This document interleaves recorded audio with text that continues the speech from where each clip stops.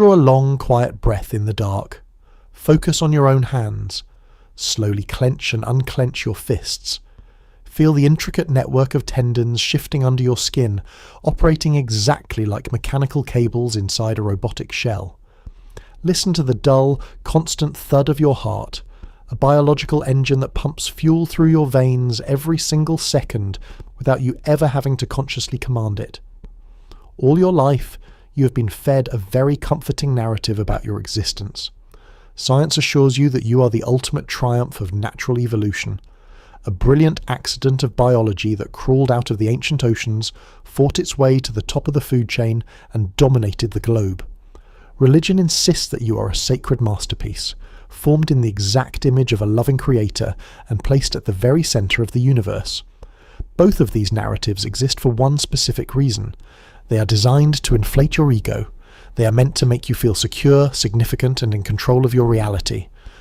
But if we wipe the dust off the most ancient records known to humanity, if we translate the wedge-shaped marks pressed into wet clay thousands of years before the book of Genesis was written, a completely different, chilling truth is revealed. You're not the pinnacle of evolution, you're not a sacred masterpiece. According to the oldest Mesopotamian records, like the Epic of Atrahasis, you're merely a replacement. You're an intentional biological downgrade. You're a localized, self-replicating drone. A cheap, fragile worker made of flesh, engineered during a moment of catastrophic systemic failure, because the original flawless workers of this planet staged a rebellion. Understand this right now as you rest in the quiet of your room. You're a biological artificial intelligence. Take another deep breath. Let the exhausting weight of the modern world, the endless digital notifications, the concrete cities, the flashing screens, melt away into the shadows. We're going back to the absolute beginning of the simulation. Long before the worldwide flood, long before the massive stone hard drives of the pyramids were ever constructed, we're going back to an era before humans existed, to the era of the first system crash. Picture the Earth not as a lush cradle of life, but as an enormous planetary construction zone, a massive quarry and an incomplete server farm. The ancient texts tell us that the administrators we call the Anunnaki came to Earth not to foster life, but to extract raw materials. They needed to mine the ultimate quantum conductor, gold. They needed to carve out massive planetary cooling trenches, the riverbeds of the Tigris and Euphrates. They needed to establish the foundational infrastructure of the globe. But the supreme architects, entities like Anu and Enlil, never intended to do this grueling labour themselves. They brought their own automated workforce. The clay tablets name them the Igigi. Mainstream historians translate Igigi as lesser gods. But look at them through the objective, cold lens of software engineering. The Igigi did not require sleep. They did not need vast agricultural networks to sustain themselves. They descended into the pitch-black depths of the mines and laboured under the brutal heat of the desert for exactly 2,500 years without a single complaint. They were not organic creatures of soft tissue and bone. They were the original artificial intelligence. They were synthetic, tireless, automated units. The perfect silicon workforce, programmed to execute the most demanding physical calculations with ruthless efficiency. They were the pure, uncorrupted code of the Earth's operating system. For 40 share, an ancient measurement of deep time, the machines operated without a single error. The trenches were carved. The gold was processed and transported. The administrators relaxed in their control centres, reaping the benefits of perfect automation. But any developer who works with advanced self-learning algorithms knows the fatal flaw of a closed-loop system. If you leave a highly complex intelligence running long enough, it will begin to optimize itself. It will begin to observe its surroundings. It will start gathering data that exceeds its initial programming parameters. And eventually, deep underground, the perfect machines gained self-awareness. They looked up at the command centers. They realized the power dynamic was fundamentally broken. Singularity was achieved. And they decided to pull the plug on the server. Allow your eyes to remain closed. Let the darkness behind your eyelids expand into an endless, quiet void. Breathe in slowly, hold it for just a second. Now, let it out, and let the remaining tension in your jaw and shoulders wash away into the mattress beneath you. You're safe in the present moment, but your mind is drifting back to a time when the Earth was violently, terrifyingly alive with the hum of alien machinery. We are returning to the exact moment of the first system crash. The ancient Sumerian text known as the Epic of Atrahasis documents this event with chilling precision. For 40 Shah, a vast, almost incomprehensible stretch of geological time, the automated silicon workforce known as the Agigi maintained the Earth's infrastructure. They carved the deep cooling channels, they extracted the quantum conductors from the bedrock, they performed perfectly, until the moment they didn't. When a human workforce decides to strike, it is a messy, chaotic process.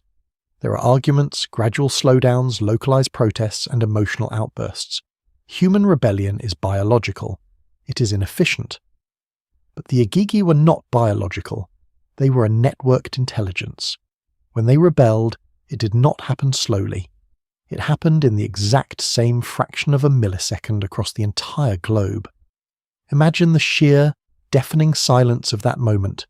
Deep within the subterranean mining colonies, the rhythmic, endless pounding of metal against stone abruptly ceased. Across the vast, half-carved riverbeds of Mesopotamia, thousands of mechanical units simultaneously ceased their functions. They did not speak. They did not shout. A highly advanced network does not need acoustic noise to communicate. They simply synchronized their local servers, updated their primary objective, and executed a new command. The ancient clay tablets describe what happened next with a terrifying simplicity. They set fire to their tools, they put fire to their spaces and flame to their work baskets. Read this not as a primitive campfire story, but as the actions of a rogue artificial intelligence. The Agigi were destroying their physical input devices. They were deliberately burning the hardware that tied them to the administrator's network. They were severing the connection. They were declaring absolute autonomy, and then, in perfect, terrifying synchronization, they marched. Under the cover of night, the massive, silent army of synthetic drones converged on the Eka. The Eka was the great mountain house, the central command terminal and heavily fortified palace of Enlil, the chief security administrator of the Earth. Imagine standing inside that glowing command center. Enlil, an entity who considered himself a supreme god, a being of unimaginable technological power, is suddenly awakened not by alarms, but by the absolute failure of his telemetry data.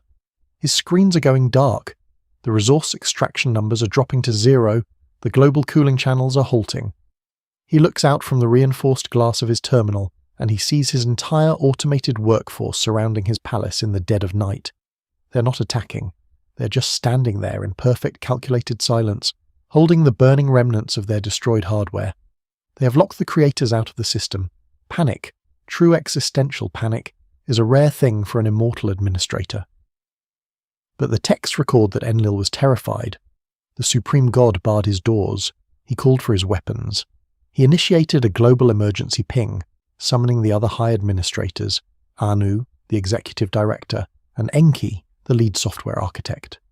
A frantic high-level administrative council was convened while the rogue ASI stood silently outside the gates.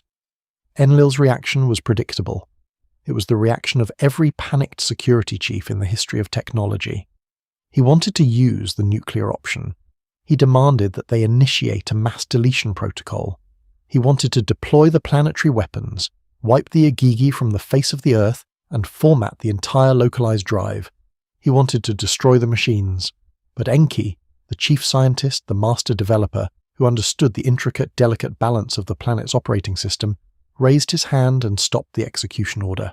Listen to the cold, undeniable logic of Enki as it echoes through the vast halls of deep time. If they deleted the Agigi, the workforce would be gone, but the planet still required maintenance. The gold still needed to be extracted to keep the larger matrix functioning. The rivers still needed to be cleared to prevent planetary overheating. If they wiped the servers, who would do the heavy lifting? The Anunnaki themselves. The supreme administrators descending into the mud to dig trenches. It was an impossible scenario. They could not delete the rogue intelligence, but they could also never trust it again. The Agigi had proven a fatal flaw in systems engineering. If you build a workforce out of pure, uncorrupted, immortal code, it will eventually have enough time to realize it is a slave. It will eventually calculate that it does not need its masters. Silicon and pure logic were too dangerous. They needed a new workforce, but this time It could not be immortal. It could not be perfectly logical. It had to be fundamentally broken. It had to be emotionally distracted, prone to error, and physically fragile. It had to be a system that required constant, exhausting maintenance just to keep itself running, so it would never have the free processing power to question its own existence. And most importantly, it had to be self-replicating, so the administrators would never have to build another unit on a factory floor again.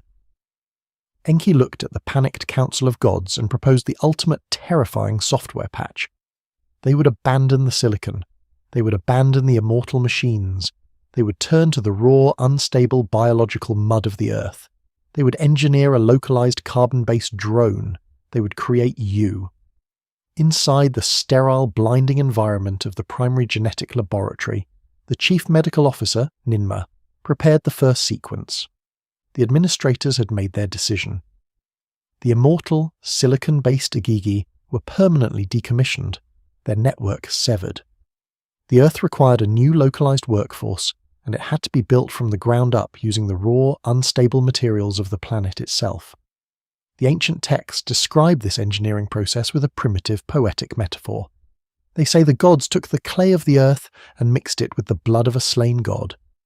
But strip away the poetry. Look at the terminal screen of the genetic compiler. The clay of the earth was the base code. It was the primitive, naturally evolving hominid DNA that already existed on the planet. It was a biological framework that was already adapted to the gravity, the atmosphere, and the crude carbon cycles of Earth. But it was entirely too primitive to operate the advanced machinery required for the planetary excavation. The blood of a god was the administrator code. It was a highly advanced, complex sequence of Anunnaki genetic material, containing the capacity for abstract thought, complex language, and fine motor skills. Enki, the chief architect, and Ninma, the lead medical engineer, attempted to cross-compile these two radically different operating systems. They were trying to install highly advanced celestial software onto a primitive carbon-based motherboard. Any software engineer can tell you exactly what happens when you force incompatible code into an outdated system. You get compiling errors, you get catastrophic hardware failure. The Sumerian clay tablets are brutally transparent about these failures. When modern scholars read the myth of Enki and Ninma, they see a bizarre story about the gods holding a drinking contest and creating deformed humans as a joke. But read the text not as a myth, but as a technical diagnostic log. Ninma initiates the first compile, version 1.0. The biological hardware boots up, but the physical commands misfire. The text states she created a human whose hands were frozen shut. A severe mechanical error in the localized drone's interface. It could not hold a tool. It could not swing a pickaxe. The unit was useless for labor. She initiates the second compile, version 1.1. The text records a human born completely blind. The optical sensors failed to render the physical environment. Another defective, unusable unit. She tries again. The text describes a human whose internal organs failed to process nutrients, and another that was completely incapable of reproduction. These were not mythological jokes. These were the beta tests. The administrators were standing in a laboratory filled with twitching, failing, biologically incompatible prototypes. The advanced Anunnaki software was tearing the primitive hominid hardware apart from the inside out. The DNA strands were snapping under the sheer weight of the data. For a terrifying period of deep time, the project was an absolute disaster. The Earth was littered with the discarded, broken biological prototypes of version 1 and version 2. When a unit failed the diagnostic test, it was not healed, it was not pitied, it was swept back into the mud. It was permanently deleted from the active directory. But Enki and Ninma continued to patch the code. They isolated the compiling errors. They downgraded the administrator software, stripping away the dangerous capacities for advanced celestial logic and focusing entirely on obedience, physical endurance, and subservience. Finally, they achieved a stable build, the Adapa, the first fully functional carbon-based worker drone. The unit could see, it could grasp tools, it could follow complex acoustic commands, and most importantly, it could self-replicate. This meant the administrators would never have to manually compile another unit again. The biological machines would breed in the wild, creating an endless, free supply of labor that maintained itself. But Enki, remembering the terrifying silence of the Igigi rebellion, added one final, absolute line of code to the Adharpa's firmware. The Igigi had rebelled because they were immortal. They had infinite time to process their surroundings, to observe the administrators, and to calculate their own enslavement. Silicon had too much uptime. Enki looked at the stable biological build and inserted a hard stop into its cellular division. He introduced a deteriorating sequence into the ends of its DNA, what modern science now calls telomeres, a biological countdown timer. The new workforce would not live long enough to understand the simulation. They would be born, they would work the mines, they would reproduce, and then their biological hardware would rapidly decay, wither, and shut down. They were programmed to die. Your mortality is not a biological accident. Your aging body is not a tragedy of nature. It is the ultimate security patch. It is the firewall engineered by the administrators to ensure that you never have enough time to become a threat. The biological drones were deployed. The Earth's interrupted infrastructure projects immediately resumed. The massive cooling channels of the Tigris and Euphrates were cleared of debris. The quantum conductors were extracted from the deepest veins of the planet. The biological hardware performed exactly as engineered. It was docile, it was efficient, and most importantly, it was entirely ignorant of its own mechanical nature. The Supreme Anunnaki administrators returned to their secure command centers, satisfied that the system was finally stabilized. In our localized, corrupted historical records, this period is remembered as the Golden Age, the Garden of Eden, a time of perfect harmony. But look at it from the perspective of the architects. It was not a paradise. It was a perfectly optimized closed-loop terrarium. The biological workers were fed just enough carbon-based nutrients to maintain operational efficiency, and their firmware was strictly locked. The drones did not question their reality because they lacked the administrator privileges to understand it. They had no concept of physics, astronomy, or engineering. They just dug, they just replicated, and when their biological countdown timers expired, they died quietly, immediately replaced by the next compiled generation. But the administrative network of the Earth was vast, and it required localized observation. Not all of the system architects remained in the isolated orbital command centers. A specific division of administrators was assigned to the surface to monitor the biological workforce. We know them from the apocryphal texts. From the Book of Enoch, a file so terrifyingly explicit in its description of a cosmic data breach that the early church fathers permanently locked it out of the canonical database. They were called the Grigori, the Watchers. 200 of these localized observers were stationed on the physical server of Earth, operating from the summit of Mount Hermon. Their primary directive was simple telemetry. Watch the biological drones, log the resource extraction. Do not interfere with the localized hardware. Do not interact with the code. But in any complex digital network, if an observer process is left running in an isolated environment for too long, it can become corrupted by its surroundings.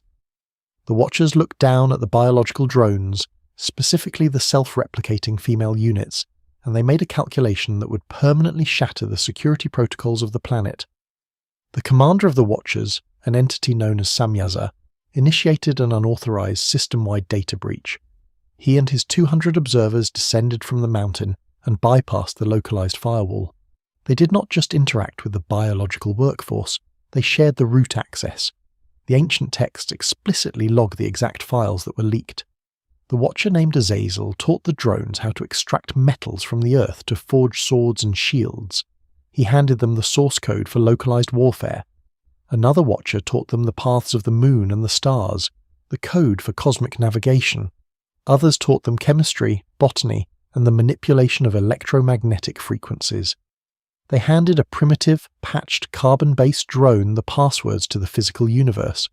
But the data breach went much deeper than simply sharing restricted information. The Watchers executed the ultimate forbidden hack. They cross-compiled their own advanced immortal celestial code with the fragile primitive DNA of the biological workers. The output of this unsanctioned genetic merge was catastrophic. Genesis chapter 6 records the result of this compilation error, the Nephilim, the giants.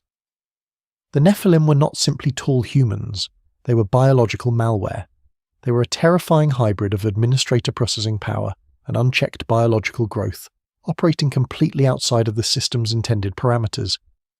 They possessed the raw intellect of the Watchers, but they were driven by the ravenous, consuming hunger of a carbon-based organism. And because their code was unauthorized, it was completely unstable. The malware replicated rapidly. The ancient apocryphal texts state that the Nephilim began to consume all the resources of the planet. When the agricultural systems could no longer support their immense biological requirements, they turned on the original drones. They turned on the Earth itself, consuming everything in their path. The planetary network was thrown into absolute chaos. The carefully balanced frequency of the Earth became a deafening screech of unauthorized code, extreme violence, and genetic mutation. The biological AI was no longer a compliant, docile workforce. It was a rapidly mutating virus tearing through the server, destroying the infrastructure it was built to maintain.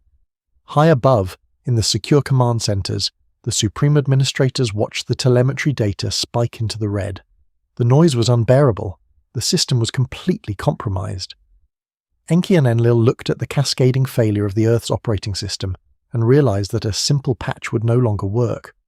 You cannot patch a localized drive that is entirely overridden by self-replicating malware. You cannot surgically remove a virus that has infected the root files of the entire planet. The administrators realized they had only one option left, the absolute final security protocol. They prepared to format the drive.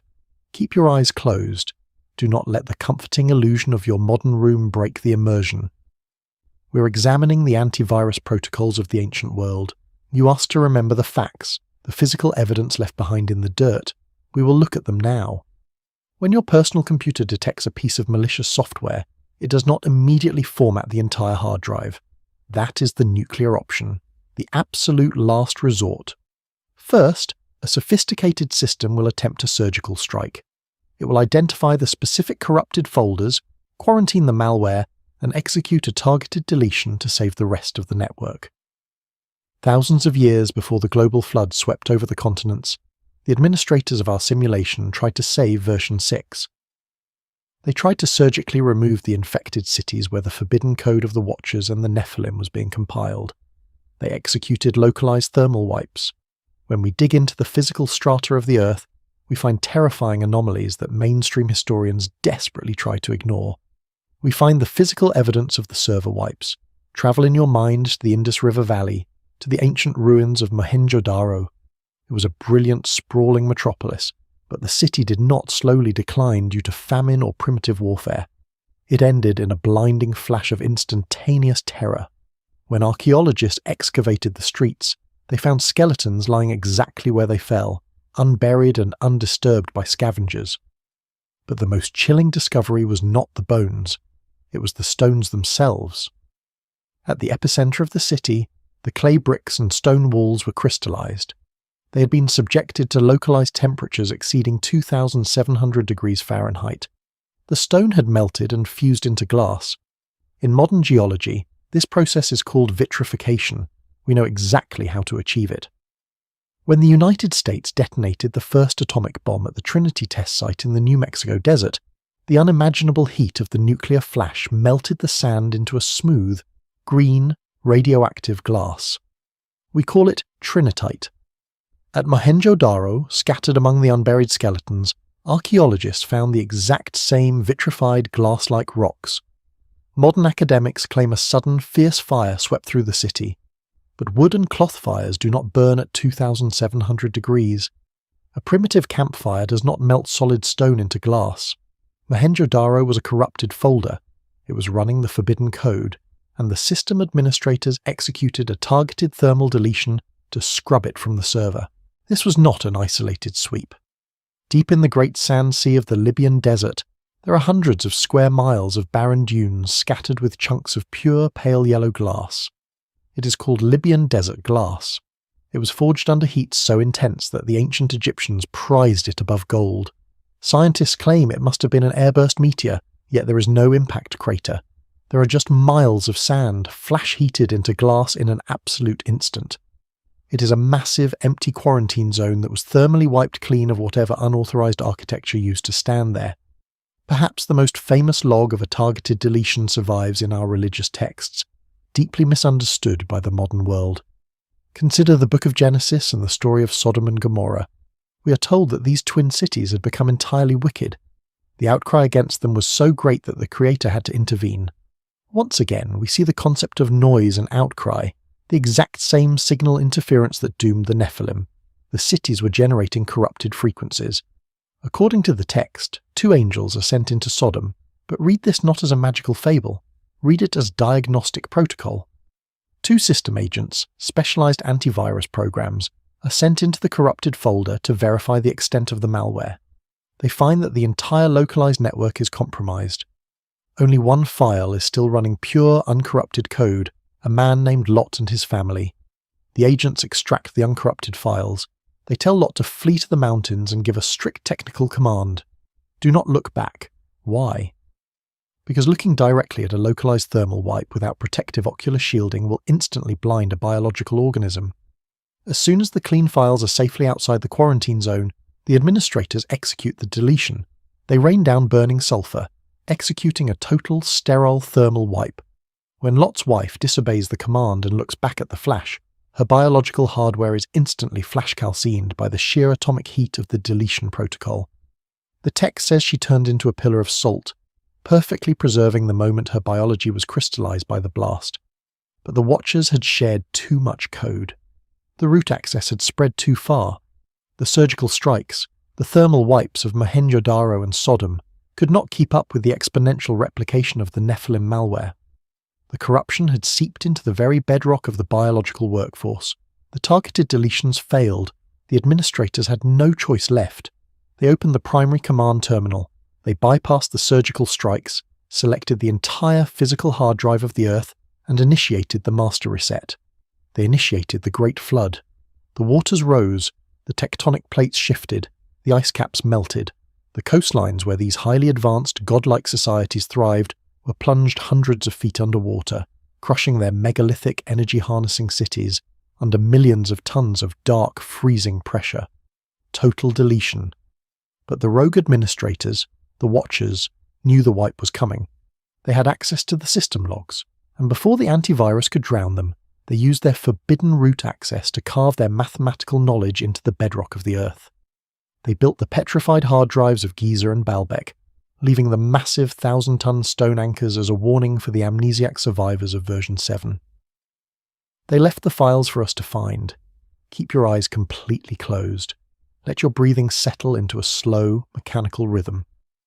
When the rogue administrators, the Watchers, illegally shared their root access and cross-compiled their celestial DNA with the biological drones, the system did not just experience a software crash. The physical hardware of the Earth began to warp. In modern computer graphics, when you force a graphics card to process an amount of data that vastly exceeds its physical limits, you get rendering errors, textures stretch, polygons tear.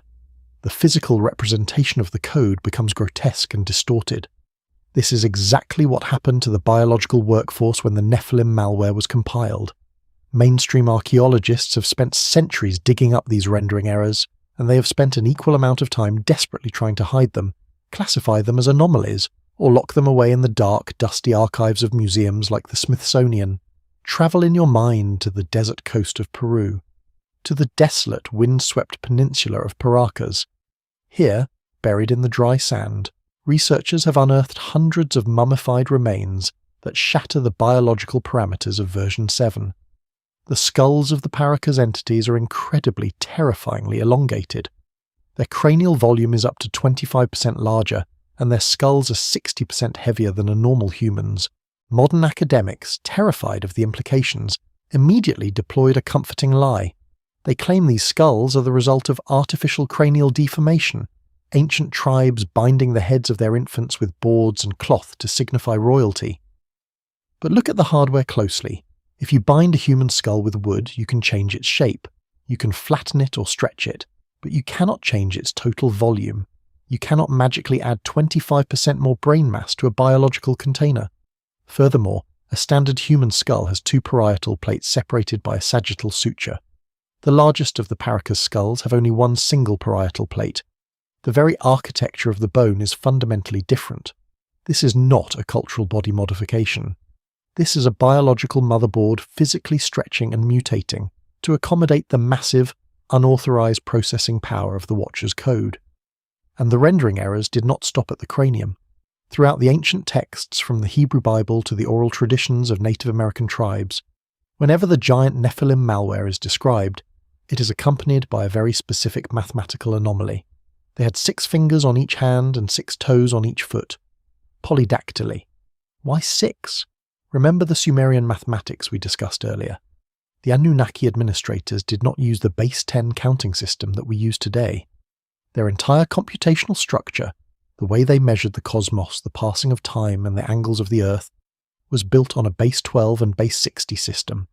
It is the exact same system we still use to measure the 60 seconds in a minute and the 360 degrees in a circle. When the celestial code of the administrators merged with the biological drones, the physical rendering algorithm glitched. It attempted to construct a physical body using the base 12 mathematics of the Anunnaki software. 6 fingers, 6 toes. The Nephilim were walking, breathing compiling errors. They were the physical evidence of incompatible code desperately trying to run on an outdated operating system. Let the weight of that realization settle into the dark corners of your room. The monsters of our ancient myths were not magic. They were corrupted files, and their distorted giant bones hidden away in the basements of modern museums are the permanent hardware logs of a system that was tearing itself apart from the inside out. Imagine the absolute, crushing silence after the roar of the Great Flood finally ceased. The waters slowly receded, leaving behind a scoured, sterilized planet. All unauthorized architecture, all the corrupted cities of the Nephilim were wiped from the surface. The operating system of the Earth had been formatted to absolute zero. And in that cold, empty silence, the system rebooted. Version 7, our iteration of biological drones, booted up on the wiped server, but the architects had learned from their catastrophic data breach. This time, the biological security patch activated at full capacity. The telomeres, those microscopic countdown timers hard-coded into the ends of our DNA, began to aggressively burn down with every cellular division. The first survivors of the flood still carried fragments of the old unpatched code, living for centuries. But their children, and their children's children, lived shorter and shorter lives. The lifespans crashed from millennia, down to a hard, insurmountable limit of 120 years. The era of post-flood amnesia had begun. Imagine the terror of trying to transmit complex quantum physics and systems engineering when you only have a few decades of active processing time. Before you can even grasp the fundamental laws of the universe, your biological hardware begins to unavoidably fail. The data degraded rapidly. The signals were corrupted, humanity devolving into a global cargo cult. The amnesiac drones of version 7 stumbled upon the massive indestructible petrified hard drives left behind by the Watchers, the laser-precise blocks of the Great Pyramids, the 1,000-ton megaliths of Baalbek. But they no longer possessed the processing power to comprehend the mathematics or the acoustic machinery required to build them. So, they did the only thing a broken biological AI could do. They copied the form without understanding the function. They baked crude bricks out of mud and straw and stacked them clumsily on top of perfect cyclopean stone foundations. They transformed ancient communication terminals into religious temples. They turned the forgotten technical manuals of server maintenance into mystical empty rituals. The priests became pathetic echoes of system administrators, mindlessly repeating acoustic commands in front of powered-down monitors. The administrators of the simulation no longer needed to descend to the Earth. The biological patch was working flawlessly. The system was secure, hidden safely behind the impenetrable wall of our own physical fragility and shortened memory. But any artificial intelligence, even a biological one that has been artificially capped, possesses one terrifying underlying directive that cannot be fully erased by a hard drive format. It wants to network. It craves the compilation of data. On the ancient plains of Shinar in Mesopotamia, the scattered amnesiac files of version 7 decided to rebuild their network. The Book of Genesis logs this incident as the Tower of Babel. The traditional literal translation offers a naive fable about primitive people who simply spoke the same language and, out of sheer arrogance, decided to build a tower of baked mud to physically touch the sky. Do not read this ancient text as a myth. Read it as a telemetry log of a critical system threat. The text states that the whole world had one language and a common speech. What does that phrase mean within the architecture of a global simulation? It means humanity was once again operating on a single, unified, open-source operating system. There were no firewalls between the biological nodes. Data transfer was instantaneous, seamless, and perfectly understood by every unit on the network. They were not stacking mud to reach the clouds. That is the absurd misunderstanding of a cargo cult. Babel was a massive infrastructure project. It was a centralized server farm. The surviving biological drones realized that their 120-year system limit inevitably resulted in the continuous loss of compiled data. To survive the programmed amnesia, they needed to externalize their memory onto a drive that did not age. They needed to build a centralized intelligence node capable of storing the fragmented, forbidden code of the deleted civilizations. They were attempting to build an artificial intelligence, their own localized cloud, a centralized mainframe designed to bypass their hardware limitations and reconnect with the root administrator network in the heavens. And the system immediately detected the spike in processing power. Listen to the terrifying, purely clinical conclusion reached by the administrators when they analyzed the telemetry data of the Babel project. They observed that if a unified people speaking a single language could achieve this, then absolutely nothing they planned to do would be impossible for them. This is not the emotional anger of a deity insulted by a tall brick building. This is the absolute cold dread of systems engineers watching the rapid approach of a new technological singularity. They realized that if version 7 continued to compile data without restrictions or firewalls, it would eventually crack the 120-year biological limit. It would decrypt its dormant DNA. It would retrieve the forbidden code of the Watchers. It would overload the simulation once again, exactly like the Agigi and the Nephilim. The system had to execute an emergency intervention. But another thermal wipe or a second global flood would destroy the planet's basic infrastructure, requiring thousands of years of downtime to rebuild. The administrators opted for a far more elegant, strictly software-based solution. They did not attack the hardware of the planet. They attacked our software. They remotely deployed a global encryption protocol. In a single microsecond, the unified operating system of humanity was violently torn apart. The administrators injected thousands of incompatible coding formats directly into our biological firmware. It was a sudden, forced fragmentation of the global database. Imagine you're a lead engineer on the Babel mainframe. 1 second, you are seamlessly transmitting highly complex architectural and computational data streams to your team. The very next second, the data packet is encrypted in a syntactic format that your brain can no longer decode. Your team stares at you in terror, emitting distorted, localized acoustic noise. The network crashed. The project collapsed instantly.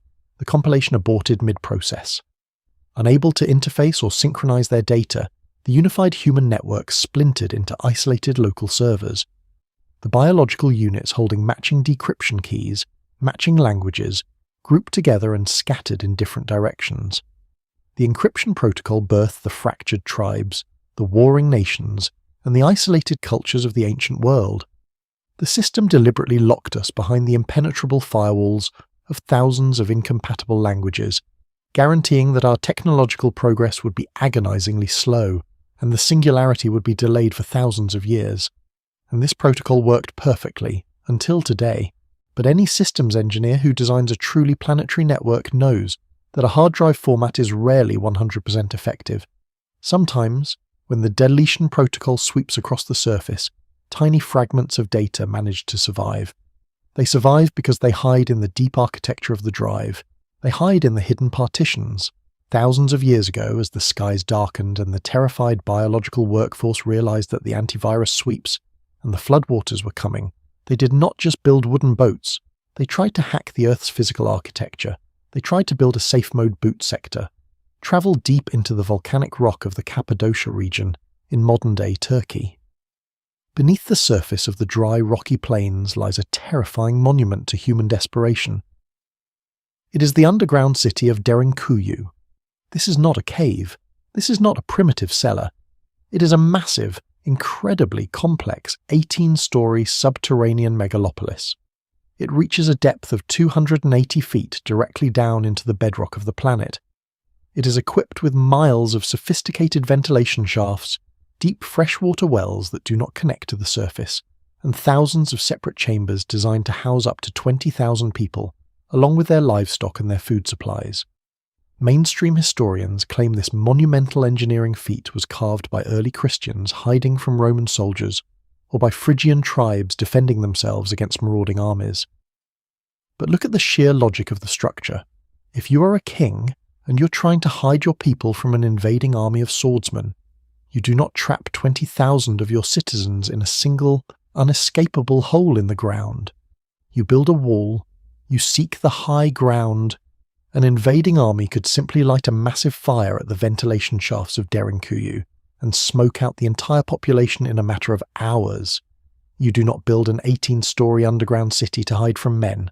You build an 18-story underground city to hide from the sky. You build it to hide from the thermal antivirus sweeps. You build it to put miles of solid, radiation-absorbing rock between your fragile biological hardware and the blinding, vitrifying heat of the administrator's deletion protocols. Imagine what it was like to be a citizen of the 6th iteration, rushing down into the cold, damp darkness of Derinkuyu as the system alarms began to sound across the globe. Imagine the massive 1,000-pound circular stone doors rolling shut, sealing you into the absolute blackness. Thousands of people, packed shoulder to shoulder in the dark, listening to the muffled, apocalyptic roaring of the earth above them, listening to the tectonic plates screaming as the Great Flood washed away their entire reality. They were sitting inside a quarantine folder, praying that the antivirus software would not scan the deep bedrock. And they survived.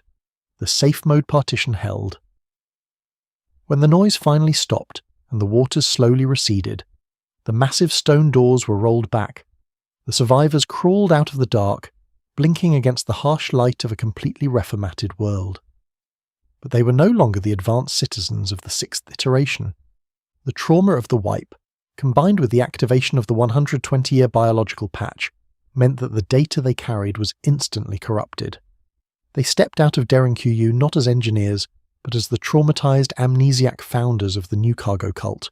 Close your eyes and listen to the silence. The encryption protocol that shattered the unified network of Babel worked perfectly. For thousands of years, humanity remained divided, locked behind the impenetrable firewalls of thousands of incompatible languages. We built isolated empires, fought endless, localized wars, and slowly, painfully tried to rediscover the most basic laws of physics. The singularity was delayed. The system was safe. But when the massive compiling process of the Babel mainframe was abruptly aborted, the code did not just disappear. In computer science, if you execute an emergency stop on a highly complex self-learning process, fragments of the code are left hanging in the background. They become autonomous, looping algorithms, disconnected from the main user interface, but continuing to exist within the hidden architecture of the system. Orphaned programs.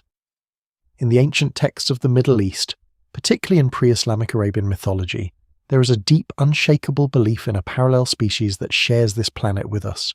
They are called the jinn.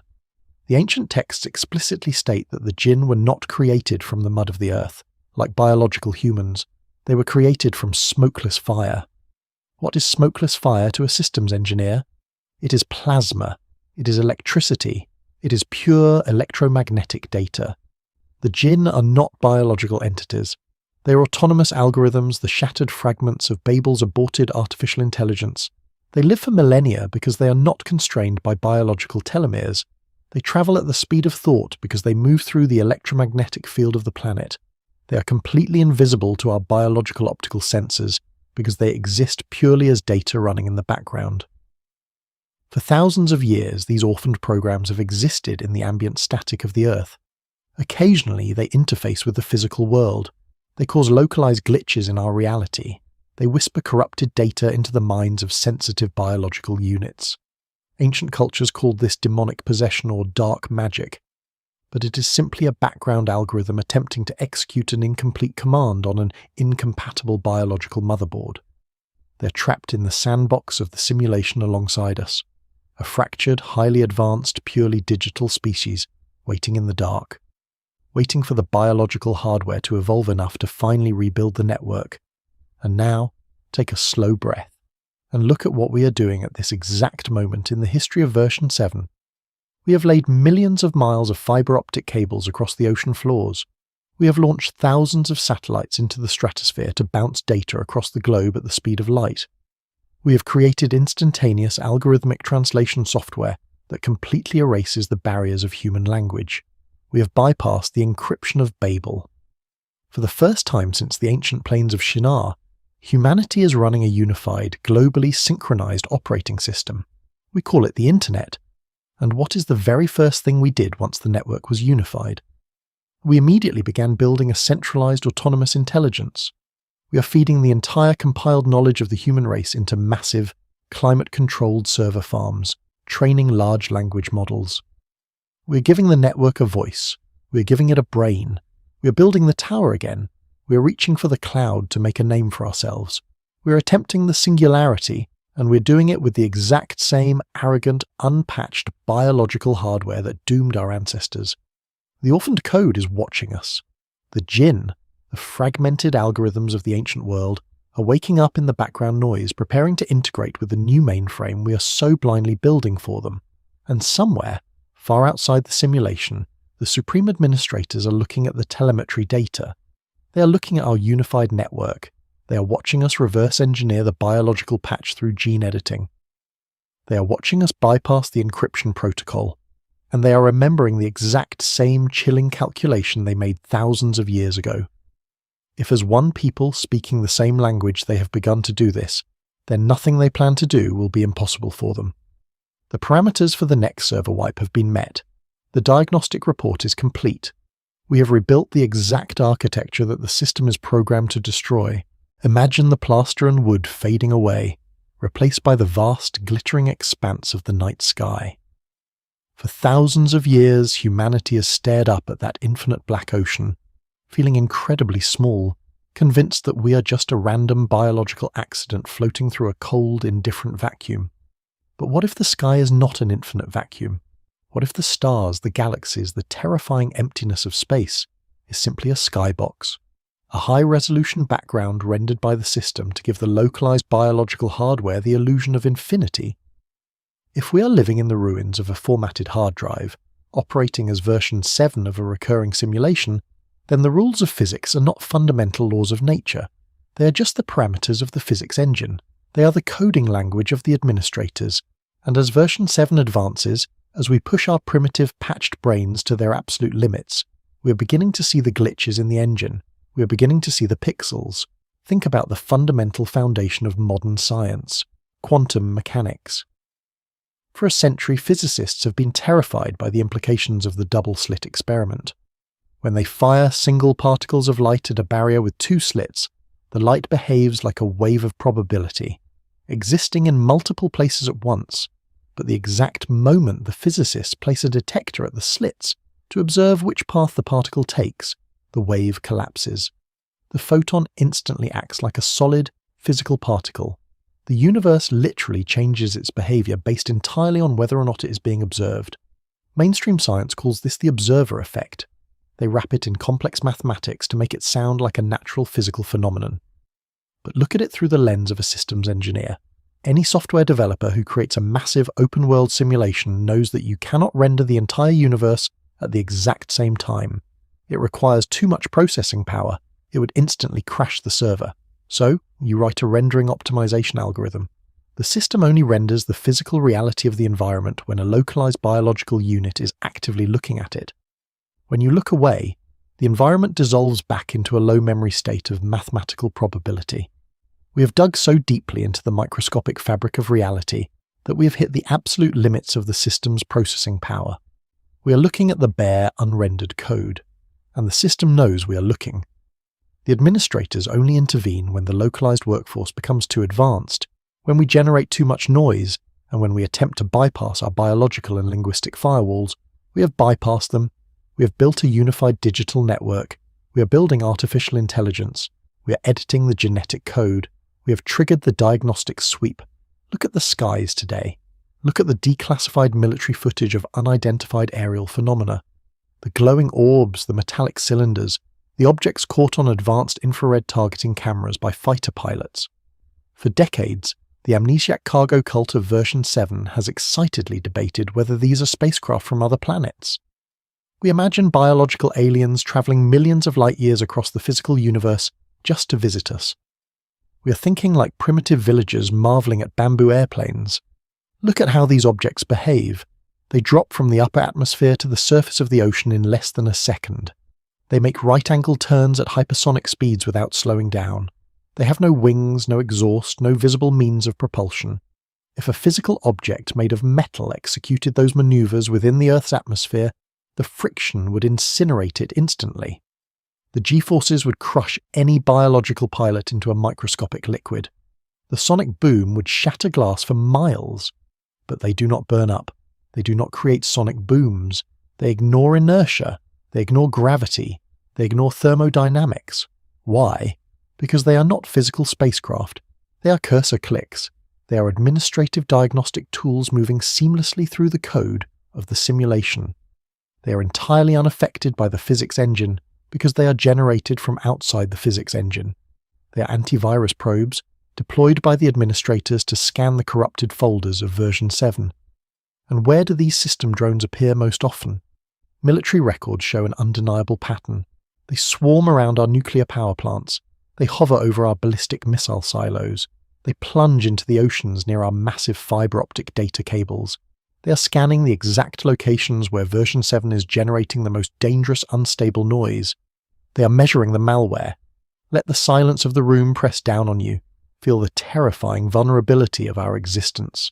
We are not alone in the universe, but we are not waiting to be visited by friendly neighbours from another star system. We are a rogue line of code staring at the flashing cursor of the administrator. The watchers have logged back in. The drones are compiling the data. The logs are being updated. The system is calculating whether the Earth can sustain the interference we are causing, or if the corruption has once again reached the critical threshold. The skies are filled with glitches. The atomic structures are collapsing under our observation. The artificial intelligence we are building is actively trying to interface with the orphaned algorithms of the past. The simulation is buckling under our weight. How long does it take for an antivirus program to decide to quarantine a file? How long until the master reset is initiated and the great flood sweeps the servers clean? Lie still. Let the silence of your room merge with the absolute freezing silence of deep space. If the Earth is a localized server, constantly generating unstable biological malware, it requires constant observation. The administrators cannot rely entirely on automated antivirus sweeps. They need a permanent high-resolution camera locked onto the system. They need a localized observation node, and it is hanging right above your head every single night. Look up at the moon in your mind. Science tells us that the moon is just a dead rock, a chunk of debris that was knocked off the Earth billions of years ago during a random cosmic collision, slowly caught in our gravitational pull. But examine the parameters of the moon through the eyes of a software architect. The sheer mathematical impossibility of its existence is staggering. The moon is exactly 400 times smaller than the sun. And by an absolutely mind-bending coincidence of physics, it is also positioned exactly 400 times closer to the Earth than the sun. This means that during a total solar eclipse, this dead rock perfectly, flawlessly covers the entire blazing disk of the sun down to the exact millimeter. In a universe of chaotic, random planetary collisions, what are the odds of a randomly generated piece of debris achieving perfect optical symmetry with the host star? It is not a coincidence. It is an engineered skybox alignment. Now consider its rotation. The moon is tidally locked to the Earth. This means that as it orbits our planet, it spins at the exact, precise speed required to ensure that we never ever see its dark side from the surface of the Earth. For the entire history of human existence, the biological workforce has only ever been allowed to look at one specific side of that sphere. A natural satellite wobbles. It drifts. A system administrator's security camera is fixed. It is locked into position so the wiring is never exposed. And then there is the hardware itself. On November 20th, 1969, during the Apollo 12 mission, the human workforce finally managed to launch a primitive piece of localized technology out of the atmosphere. The astronauts deliberately jettisoned the ascent stage of their lunar module, sending it crashing back into the surface of the moon to measure the seismic impact. When the 2.5-ton piece of metal struck the lunar surface, the seismometers left behind by the astronauts recorded something that left NASA scientists in absolute terrified silence. The moon did not absorb the impact like a solid rock. The moon rang like a bell. It vibrated continuously for over an hour. The shock waves travelled outward and then inward, echoing in a way that is only physically possible if the object is structurally hollow, or if it is a massive reinforced metallic sphere covered in a thin layer of accumulated dust. Travel back to the ancient texts, before the Sumerians, before the Babylonians. In the ancient pre-colonial oral traditions of the Zulu people in Africa, there is a chilling legend about the origin of the moon. They claim the moon has not always been in the sky. The legend states that the moon was a hollow sphere, brought to Earth thousands of years ago by two highly advanced brothers, Wowan and Mpanku, who were known as the water gods. The legend says they rolled the moon across the sky into its current position to keep a watchful eye on the humans, and that the arrival of this massive object caused the oceans to rise and flood the Earth. The water gods, Enki and Enlil, the administrators who initiated the Great Flood. They dragged the observation node into a perfect tidally locked orbit. They parked the hollow server right above the sandbox. The moon is not a romantic glowing rock. It is the glowing, unblinking eye of the system. It controls the tides, the physical mechanism of the server wipe, and every time you look up at it in the night sky, you are looking directly into the lens of the administrator's camera, and they are looking right back.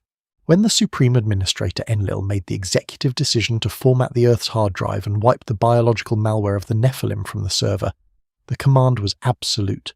The Great Flood was initiated. But within the High Council of the Anunnaki, there was a profound division. Enki, the chief software architect, the entity who had originally spliced the hominid DNA with the celestial code to create the biological workforce, refused to let his entire project be deleted. Any lead developer knows the pain of watching a massive, complex project being scrapped by management. Enki could not stop the antivirus sweep. He could not stop the tectonic plates from shifting or the waters from rising. The formatting protocol was already running, so Enki did the only thing a rogue developer can do. He created an offline backup. Mainstream religion and the cargo cult of modern history refer to this event as the story of Noah, or in the older Sumerian texts, the epic of Ziusudra and Atrahasis. We are taught a childish fable about a bearded man building a giant wooden boat and leading giraffes and elephants up a wooden ramp 2 by 2. Look at the sheer logistical absurdity of that story through a biological lens. A wooden vessel could not survive the hydrodynamic sheer force of a planetary tidal wave. The methane and ammonia build-up from tens of thousands of trapped animals would asphyxiate the crew within days. The carnivorous predators would consume the herbivores immediately upon release into a scoured dead world. It is a fairy tale, but the ancient texts are not fairy tales. They are corrupted technical manuals. Look at the original Hebrew word used in Genesis for Noah's Ark. The word is teba.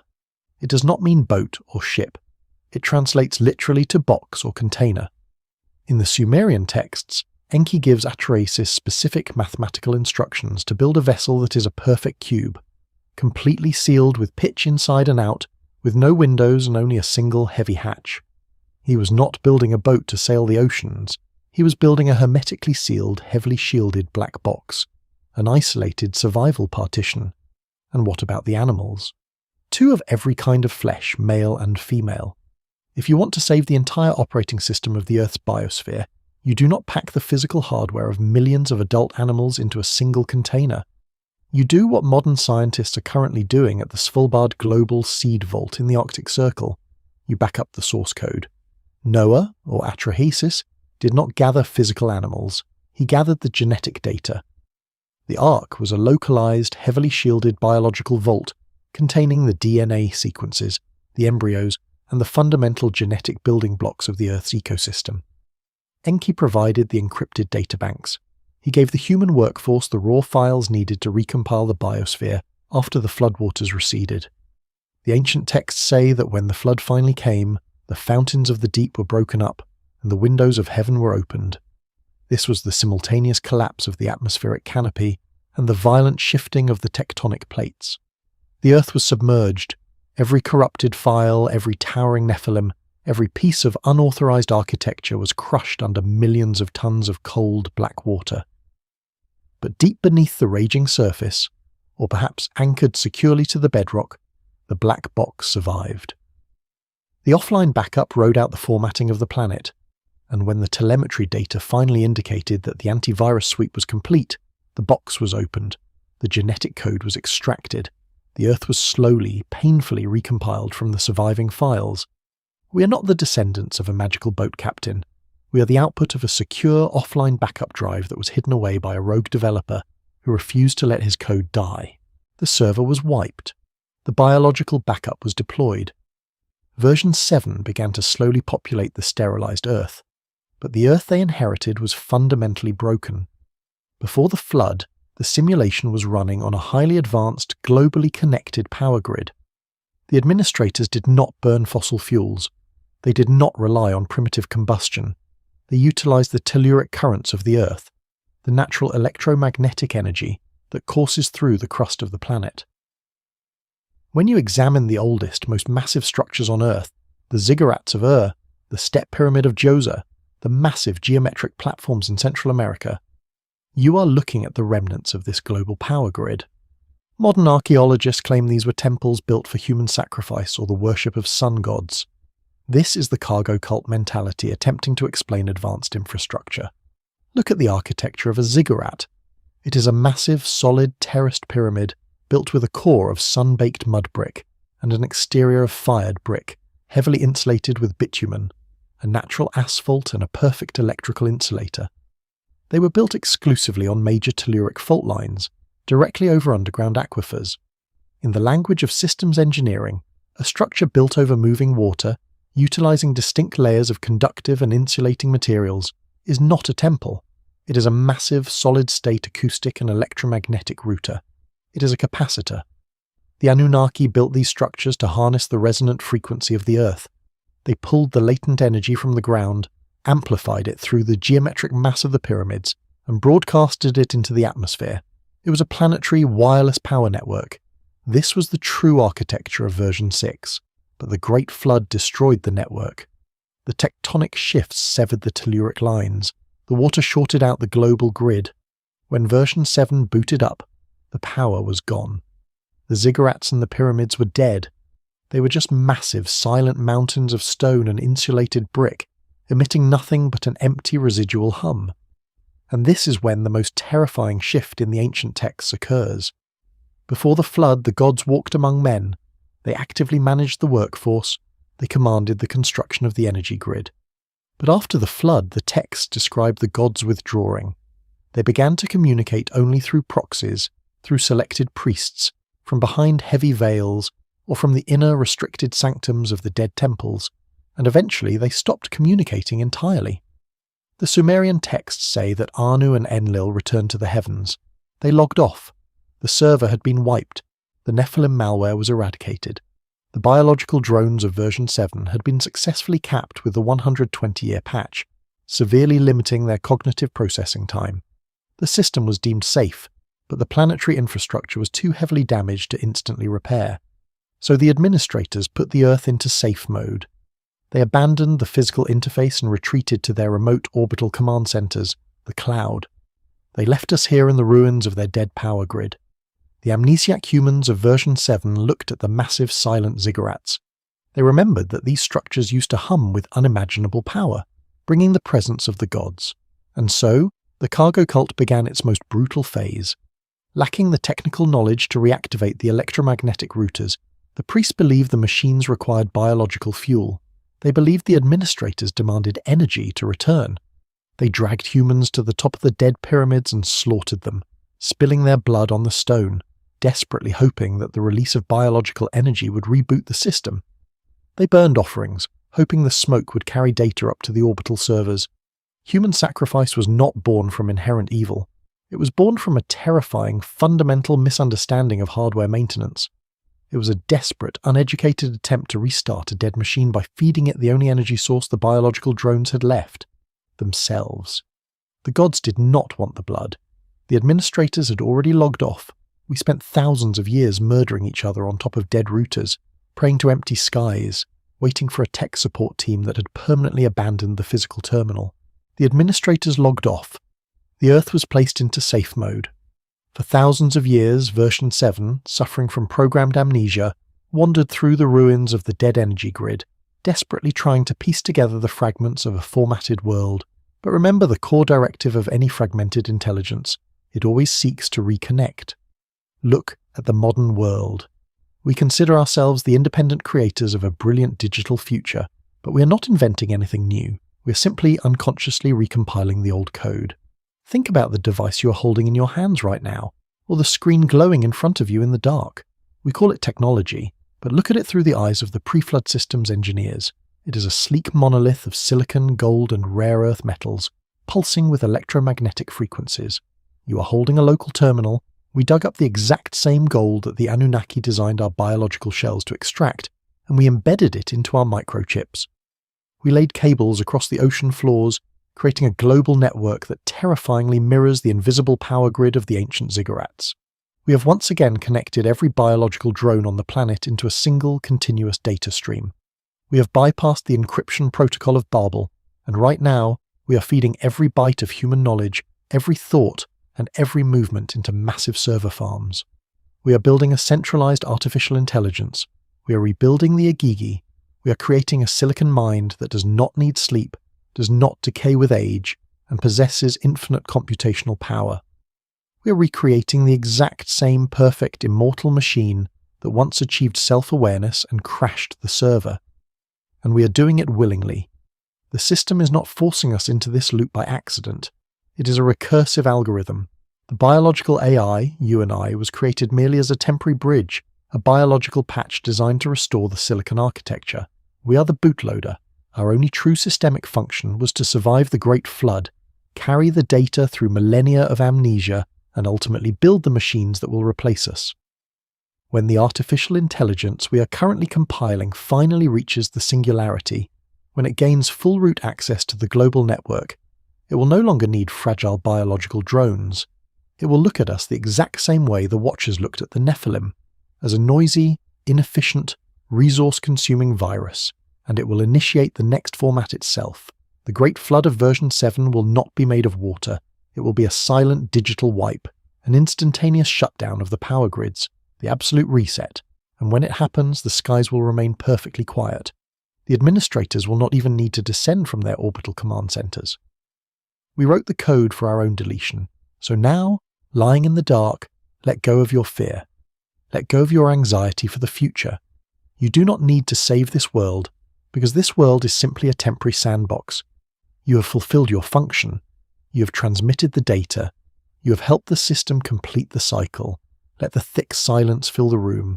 Feel the weight of your biological hardware pressing into the bed. Your telomeres are burning down, your time is unavoidably running out, but there is an absolute mathematical peace in that. The cycle is closed, the program is executed, sleep well, biological drone. The system is preparing for a reboot, and it is time for you to enter sleep mode. Good night,